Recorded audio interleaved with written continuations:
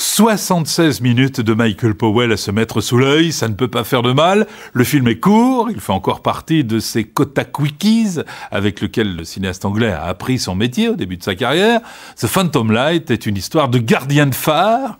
Dans ses mémoires formidables, Michael Powell confie « Je ne peux pas résister à un phare ». Plus il est solitaire et inaccessible, plus je suis content. Et j'adore les comédies policières. J'acceptais donc immédiatement ce projet et je ne l'ai jamais regretté. Chaque minute fut un plaisir. Quant à l'intrigue, il vaut mieux n'en rien dire. Moi, j'aime quand un cinéaste parle comme ça parce qu'on traduit aussitôt. L'histoire, c'est pas la peine, mais j'ai fait ce film parce que j'adore les phares ou la choucroute ou les chaussures à talons. On est tout de suite dans la confidence et on se dit comment il va nous tortiller son affaire. L'acteur Gordon Hacker joue ici le rôle principal de Sam Higgins, un gardien de phare donc. Gordon Hacker, c'était surtout une gueule. Il avait été une des gueules favorites d'Hitchcock auparavant, qu'il avait fait connaître dans The Ring, un film de boxe. Une gueule de cockney terne entre le poisson et le singe. C'est ainsi que Powell décrit Gordon Hacker.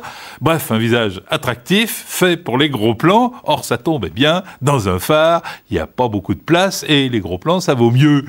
Le phare le plus inaccessible que Powell ait pu trouver fut celui d'Eddystone, avec un mal de mer obligatoire pour quiconque s'y aventurait, paraît-il. En fait, il a tourné dans plusieurs phares pour avoir les meilleures lentilles, les meilleurs projecteurs, etc. Car le cinéma, pour Powell, c'est toujours l'art du détail.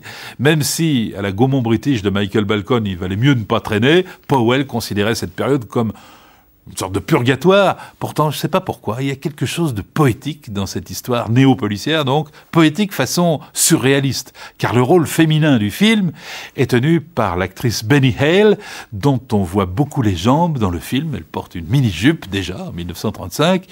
Et là, qu'est-ce que vous voulez que je vous dise? Des jambes de fille, un phare qui se dresse dans la nuit. C'est tout ce qu'on désire. Voici The Phantom Light de Michael Powell, 1935.